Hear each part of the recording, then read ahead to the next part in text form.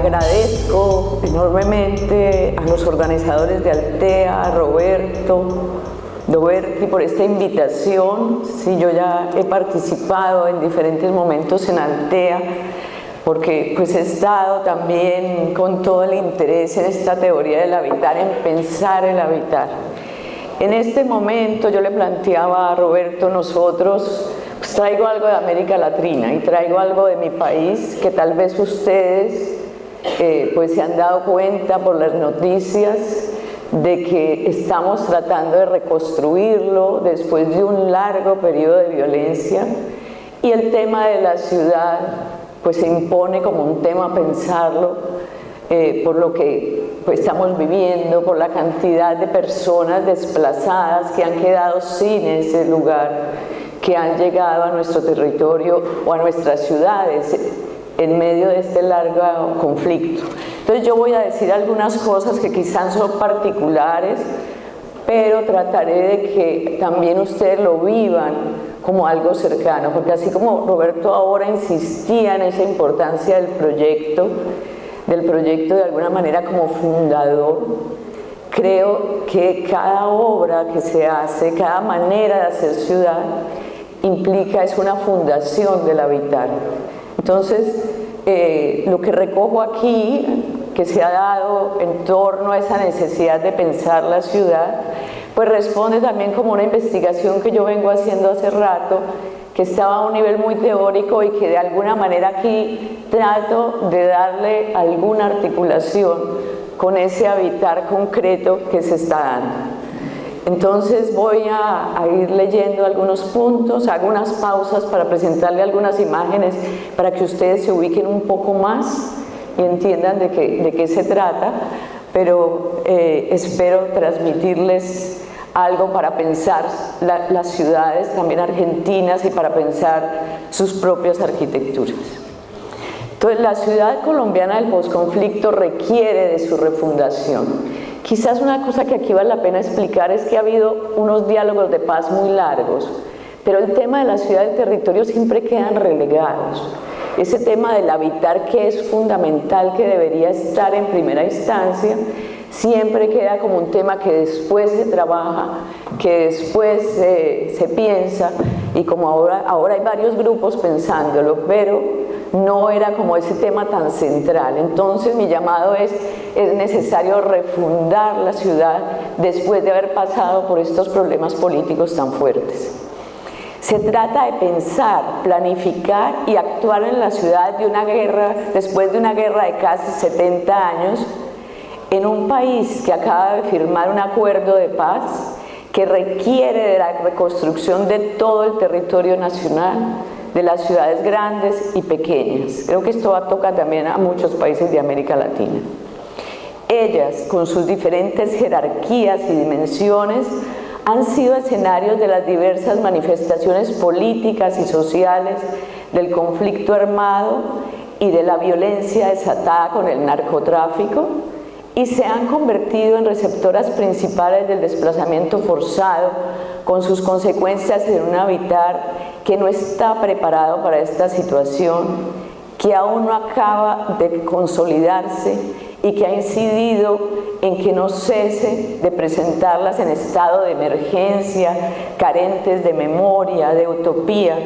de mecanismos que atiendan las necesidades fundamentales y desprovistas de espacios públicos, privados e íntimos que le permitan a los habitantes realizarse como sujetos de deseo y de goce. La ciudad es el espacio por excelencia donde confluyen lo público, lo privado, lo colectivo y lo individual, y también lo íntimo. La sociedad con sus instituciones y los sujetos con sus deseos y sus goces. En esta convergencia se presentan tensiones y desencuentros de diferente tipo que se manifiestan en su forma física,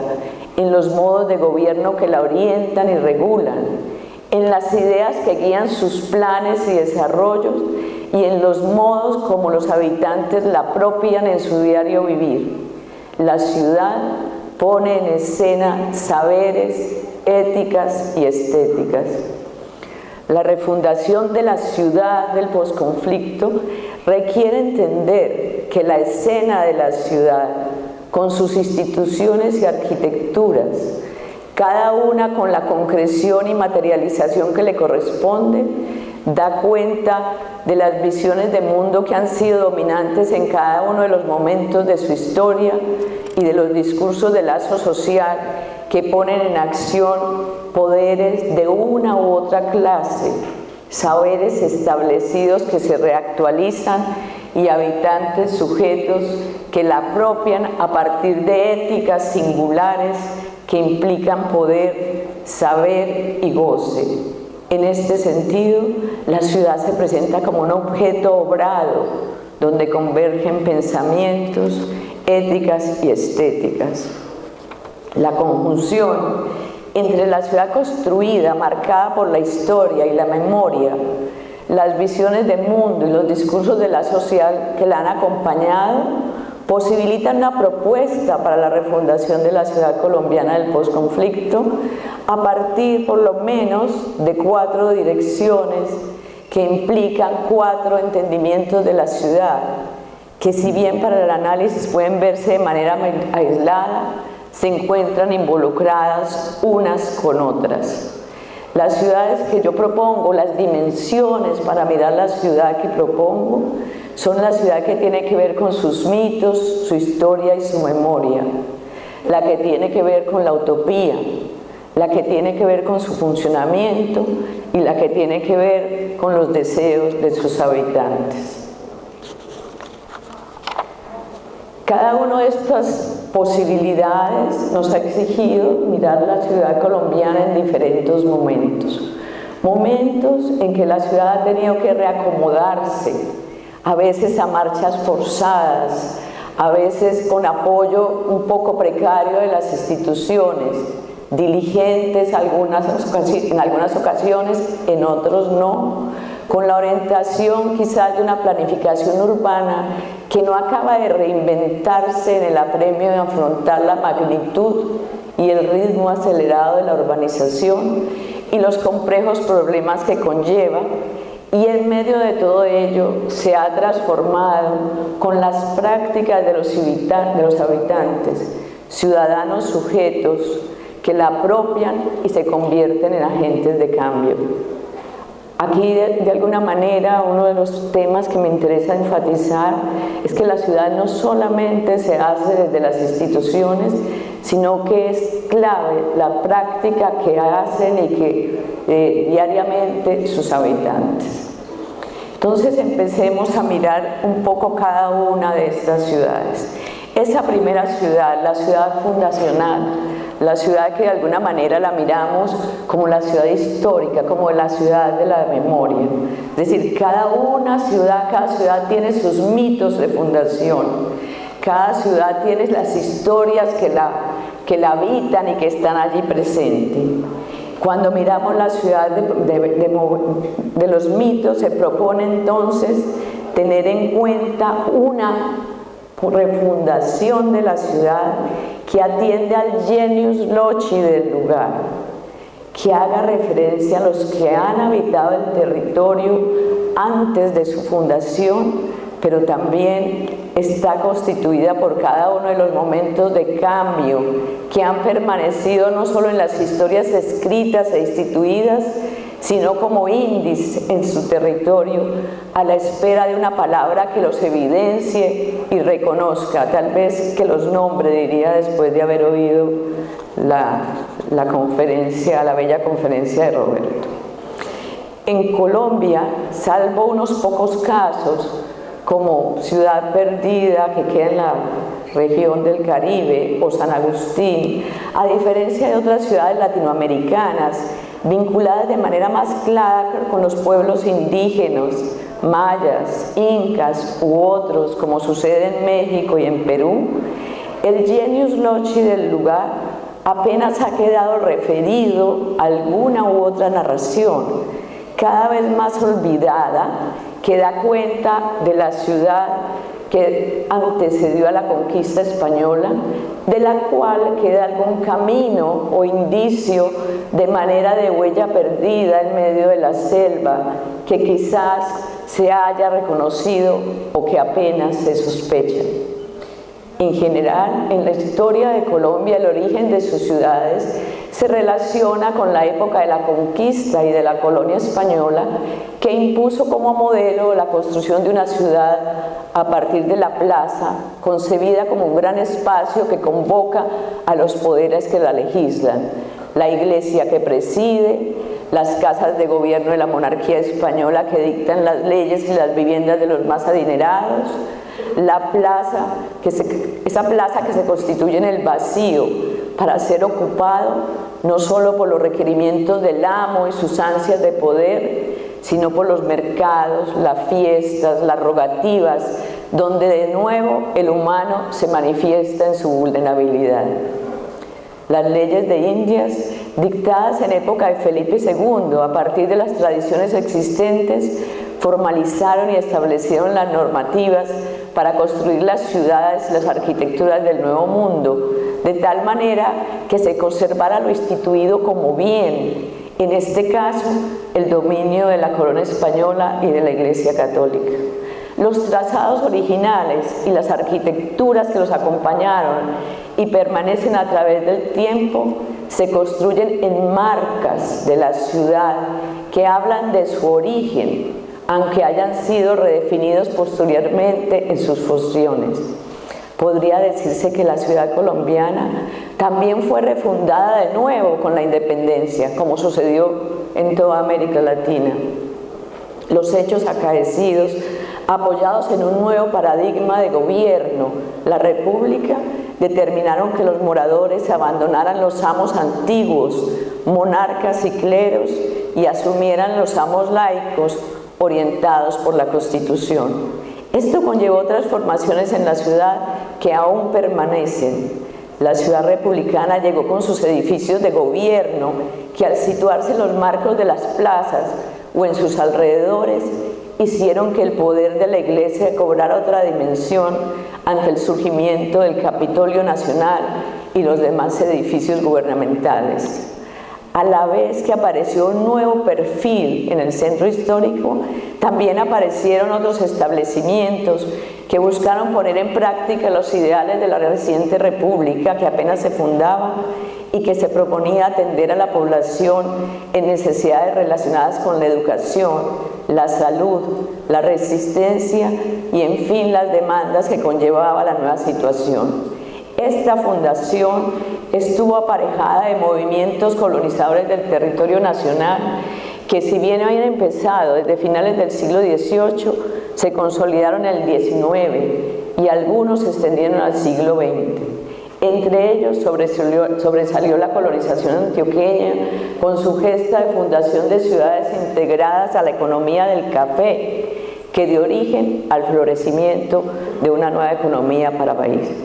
Con el impacto de los procesos de modernidad y modernización y con la violencia que acompañó este proceso, muchas de las ciudades se vieron expuestas a un crecimiento acelerado que afectó sus características originales y en algunos casos también se vieron aparejados a una destrucción total, porque si algo hace la guerra es destruir. Esto sucedió de manera particular en la llamada explosión urbana de mediados del siglo XX, que tuvo como causa la violencia política desatada en el campo, que enfrentó los partidos tradicionales del país, y el empuje de la industrialización que le exigió acudir a la planificación urbana para su recomposición. Pero también continuó durante los 50 años, como fruto de violencias de la guerrilla, del narcotráfico y, en fin, de una serie de situaciones de guerra. Podría decirse que la Constitución de 1991 trató de imprimirle una nueva dignidad a la ciudad. Sin embargo, la ciudad continúa a la espera de una refundación que tendría que darse con la promulgación de un nuevo país que surja de este acuerdo de paz, que deberá poner a la ciudad como uno de los temas a tratar y, de modo particular, debería recoger esa ciudad de la memoria, esa ciudad construida y la que está por develar. Aquí les quiero presentar algunas imágenes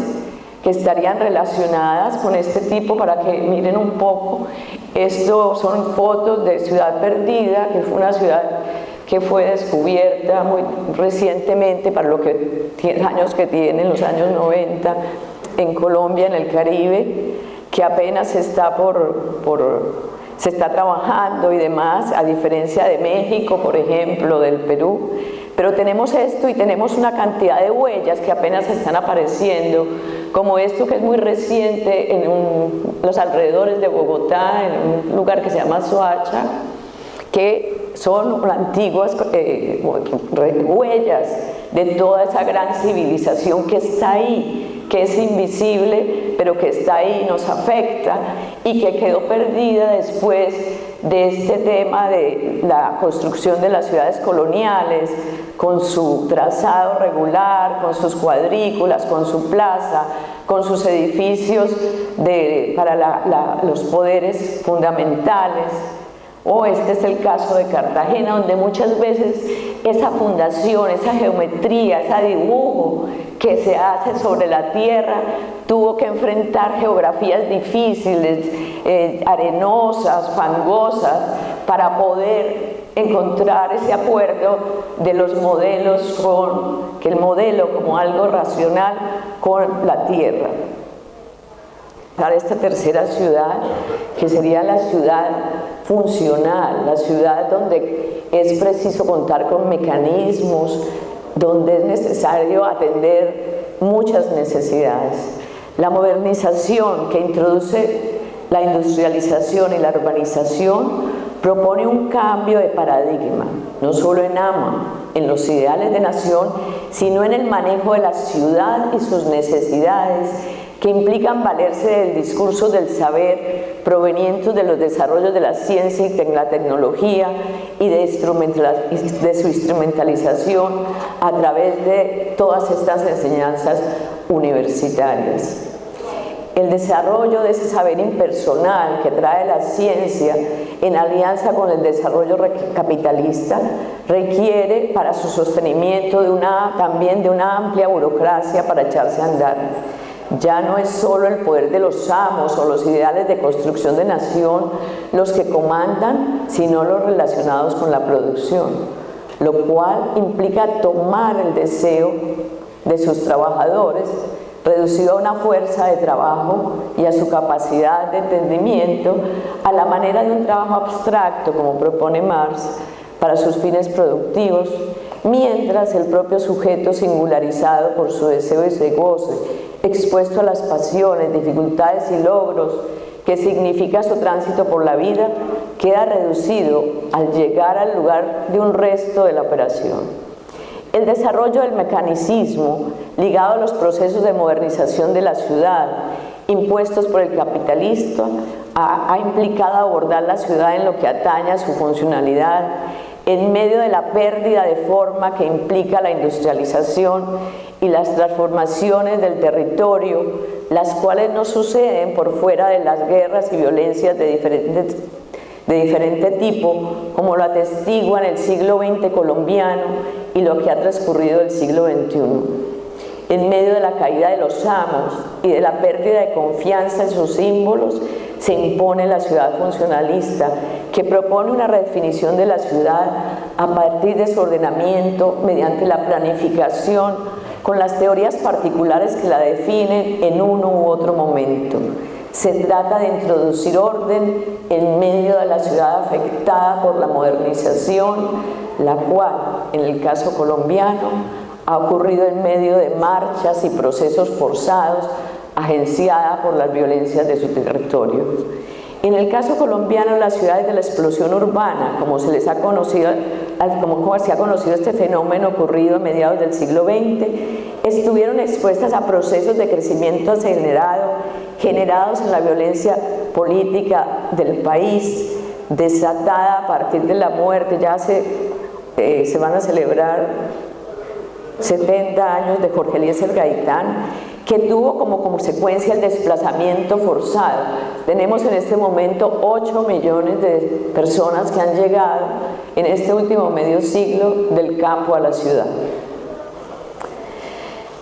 Entonces ese desplazamiento aún continúa y se trata de la consolidación de todos estos territorios. Esto ha implicado virajes radicales en el manejo de la ciudad, pues los factores socioeconómicos tomaron el mando y trataron mediante la planificación urbana de dar respuesta a las necesidades apremiantes de ese habitat.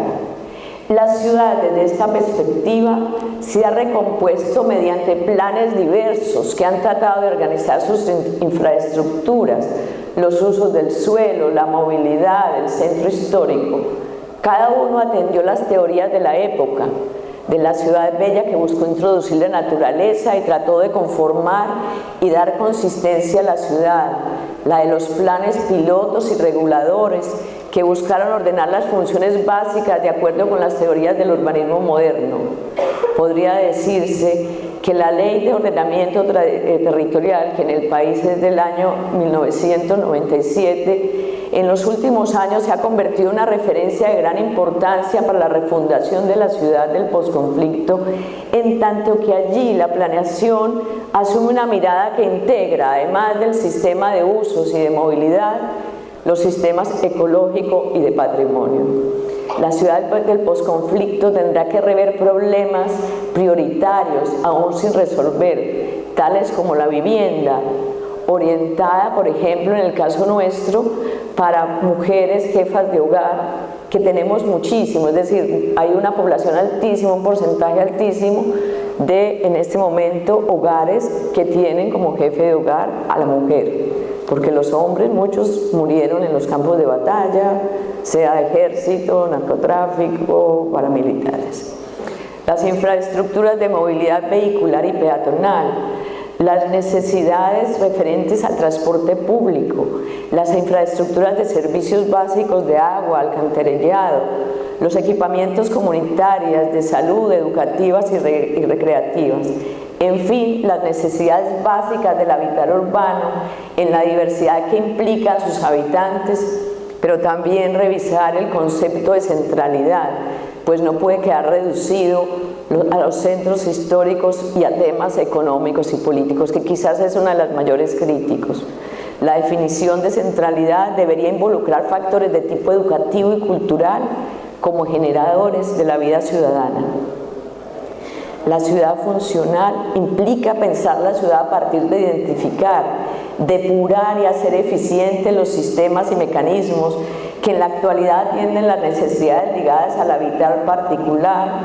de sus habitantes, con sus diversidades de género, etnias, edades y también de las instituciones. Las acciones que emprenda requieran de una articulación con la ciudad existente, con su historia y su memoria, con los sistemas ecológicos y patrimoniales y con las utopías a alcanzar. La ciudad funcional del posconflicto deberá garantizar una coordinación entre los diferentes sistemas relacionados con la funcionalidad y velar no solo por emitir la norma, sino también por su cumplimiento. A todo este momento de la planificación o de la Carta de Atenas de concepción de la ciudad en el año 33 del siglo pasado, y después las aplicaciones, como hubo proyectos para Buenos Aires, para Río, también hubo para Bogotá, para otras ciudades del país también, en este caso el plan piloto de Bogotá, y todo este desarrollo de la periferia que realmente ha exigido acciones de emergencia para solucionar el problema del desplazamiento, de toda esta masividad de nuevos habitantes que están en la ciudad. Esto es en alrededores de Bogotá, algunos barrios que se desarrollaron en diferentes momentos, cuando se hace la Alianza para el Progreso, los años 60 o luego, pero es como todo el tema de poder empezar a dar cabida a todas estas personas desplazadas que también han invadido territorios, que han construido su hábitat, que en estos 50 años mucho se ha consolidado, pero que requieren atención en sus diferentes modalidades, como decía, de género, de etnias, de manera de comportarse y abordar este manejo de la vivienda que muchas veces se hace sin tener en cuenta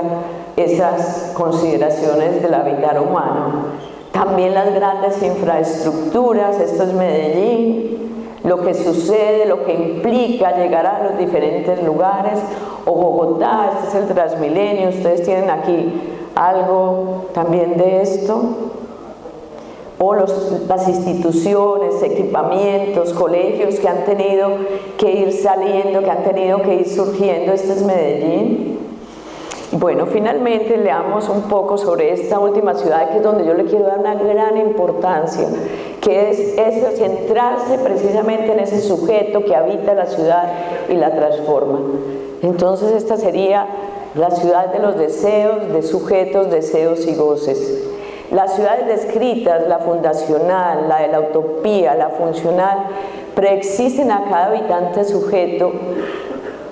pero este, a través de su existencia, la habita y transforma de acuerdo con su deseo y sus goces singulares, que lo llevan a realizar prácticas de un otro tipo y apropiarla como su lugar para ser y estar en el mundo. La ciudad tiene que dar cabida a lo particular de cada habitante, a sus prácticas y a lo que lo constituye. En este momento de entender la ciudad, cada habitante convierte su habitar en un acontecimiento que, al igual que el evento histórico, sucede en un aquí y en un ahora. Este ahora se conjuga como un presente expansivo que recoge del pasado aquello que sigue estando presente y que hace posible visualizar el futuro en cada una de las acciones que proyecta y propone realizar. Cada evento, y en esta ocasión, cada fundación de ciudad, representa un evento abierto y contingente. Abierto porque es modificable y contingente porque es temporal. Y así se corresponde con la vida misma del sujeto, que tiene un inicio y un fin. Cada sujeto ciudadano refunda su ciudad y crea su propia poética. El lazo social se establece a partir del deseo de cada sujeto, que le dicta la manera particular de apropiarse del mundo.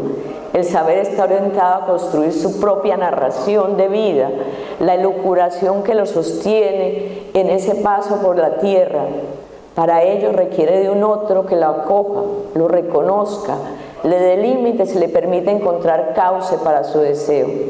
La ciudad del gobierno, la de los amos, debe ofrecer los vacíos urbanos necesarios para que cada uno con sus andares y anhelos le dé forma. La ciudad de la utopía tendría que ofrecer una orientación donde los sueños individuales tengan lugar, y la ciudad funcional tendría que favorecer sus necesidades básicas. La posibilidad de que el habitante ciudadano, sujeto de deseo, pueda establecer un diálogo con la ciudad que le permite envolverse en la experiencia de estar y ser en el mundo,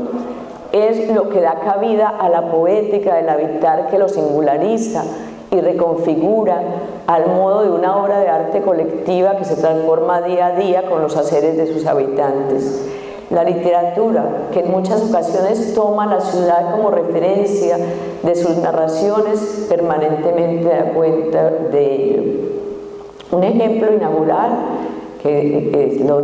presenta, por ejemplo, Baudelaire a comienzos del siglo XIX, cuando deambuló por París, ciudad envuelta en la industrialización y en los fenómenos que de ella se desprenden, como la aparición de las multitudes y del anonimato,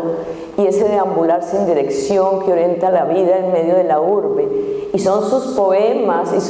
su manera de acercarse lo que construye ese hilo de Ariadna que le permitió habitar ese laberinto.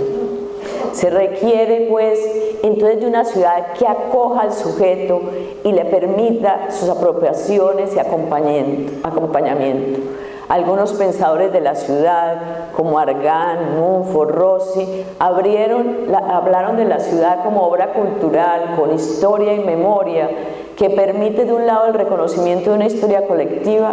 pero de otro a cada sujeto encontrar puntos de referencia para su propia construcción subjetiva. La apropiación y significación de la ciudad por cada habitante sujeto requiere de un diálogo con la ciudad histórica, con los imaginarios que han alumbrado y que resuenan de él de modo particular y con sus propias inconsistencias. La década del 90 del siglo XX, el pensamiento sobre la ciudad colombiana y latinoamericana se convirtió en un hecho inaplazable. Y ello tuvo repercusiones en un sinnúmero de publicaciones que dieron cuenta de manera diversa de soñarla y apropiarla, y también tuvieron incidencia en planes y hechos urbanos que han empezado a dar prioridad a la construcción de espacios y equipamientos públicos relacionados no solo con las necesidades básicas, sino también con ofrecer espacios que el sujeto pueda apropiar desde sus deseos, sus sueños de realización y no solo desde esa emergencia en los que están sometidos todo el tiempo. La ciudad del posconflicto, pensada a través de la ciudad de los deseos, implica pensar la ciudad a partir de los habitantes, ciudadanos, sujetos de deseo, de goce, que disfrutan, que con sus prácticas cotidianas y acciones la hacen propia y transforman en la vía que indican sus búsquedas de realización como seres humanos con las alegrías y sufrimientos que les son propias al paso por la vida. Se trata de una ciudad de habitantes sujetos que requieran de espacios y contenidos para que puedan fluir en su vida cotidiana.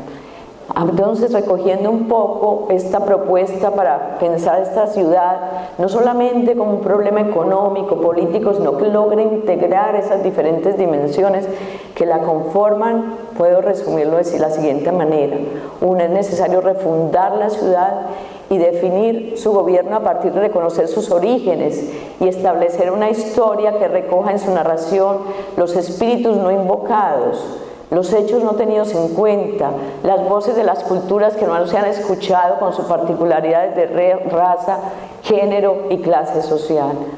Segundo, la refundación de la ciudad debe formular una utopía que le sirva de horizonte para su despliegue a partir de una ética que dé cabida a lo simbólico construido colectivamente y a lo propio de cada sujeto, de tal modo que lo múltiple acoja lo uno. 3. La refundación de la ciudad debe proponer un manejo funcional de la misma que atienda a las necesidades fundamentales de la vida urbana, que posibilite la integración entre los diferentes tópicos y sistemas que desde la planeación buscan darle forma. 4. La refundación de la ciudad debe permitir el vacío necesario para que cada sujeto pueda apropiarla y resignificarla, hacerla su lugar, para desde ahí aportar a su cualidad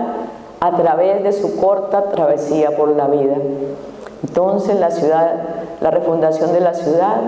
requiere de un lado de las instituciones que la gobiernan atendiendo la dimensión no solo funcional de la ciudad, sino un habitar poético que permita a cada habitante la posibilidad de construir un lugar en el mundo, y de otro requiere de habitantes, ciudadanos, sujetos responsables de su propia vida, lo cual implica también el respeto al otro, de modo que puedan construirla como obra que, si bien tiene una cualidad que la hace única, también da cabida a lo múltiple. Voy a presentarles entonces unas últimas imágenes y ya aquí tengo unas imágenes de esa entrada en la ciudad, de la literatura que entra y encuentra la ciudad. En el caso colombiano, pues estos son algunos de los escritores, el mismo García Márquez en 100 años de soledad tiene algunos momentos muy bellos sobre lo que significa esa construcción del lugar, cuando está en esa idea de ir a construir Macondo. Después hay estos otros dos escritores que tal vez ustedes no los conozcan mucho, Germán Espinosa, que tiene un trabajo sobre la entrada de la modernidad en Colombia, en el Caribe, en Cartagena, que realmente muestra la ciudad con una gran potencia, y la otra es una novela sobre Bogotá también muy interesante. Yo aquí estoy, incluso ustedes en Argentina tienen ejemplos maravillosos desde Borges en adelante que tienen toda esa poética de la ciudad, y aquí a nuestro compañero Roberto que nos acaba precisamente de introducir en esto. Bueno, traigo este tema de la memoria, de la ciudad con memoria, de la ciudad con raíces, Y aquí estos ejemplos también donde reúno algunas de esas imágenes, de esas huellas perdidas, de esas huellas que recuperar, de ese genius loci del lugar, pero también de ese lugar que se va reconstruyendo con todos los temas que suceden, incluso siendo la plaza misma, ese lugar, ese escenario de diferentes hechos, actividades, los nuevos espacios para que la gente se los tome. El de arriba es en Medellín, la ciudad, el Parque de los Deseos, abajo es una obra de Rogelio Salmona, donde se rescató, digamos, una huella de un río que había sido, digamos, enterrado en la modernidad. Se rescata de todas maneras esa huella como índice de algo que pasó. También diferentes equipamientos, la biblioteca arriba de Virgilio Barco, que es también de Salmona, abajo otras bibliotecas en barrios populares de la ciudad que han creado impactos importantes y han empezado como a dar un espacio más humano a esto. Estos son humedales en Bogotá que uno no los conoce hasta que no va a ese lugar, no los siente, no los vive, pero es parte de toda esa estructura ecológica que es muy importante. Y bueno, algo también se ha empezado a hacer, o sea que lo traigo también. Los parques, que siguen siendo esos espacios para que cada uno los tome, los habite. Este es el centro de la memoria, es un sitio para mí muy importante, porque en un país donde hubo muchísimos desaparecidos, donde hay muchas tumbas con NNs, con gente sin nombre, donde tenemos todavía muchos muertos por enterrar, se logró hacer este centro. Ahora se va a hacer otro museo también, pero es un lugar conmemorativo. Ustedes tienen también aquí el Parque de la Memoria, porque todos, América Latina, tenemos esta historia. Chile también lo tiene, Perú lo tiene, todos tenemos de alguna manera monumentos. Este es un sitio que bueno, depende del gobierno de turno, también se vuelve más importante y menos importante. Ahorita está un poco caído del gobierno de la ciudad, ¿no? Finalmente la plaza, esa plaza que la tomamos para todos los eventos, para las marchas, para la cosa cívica, para el teatro, para todo lo que ocurre. Y finalmente, pues sin poesía no hay ciudad. Bueno, muchas gracias.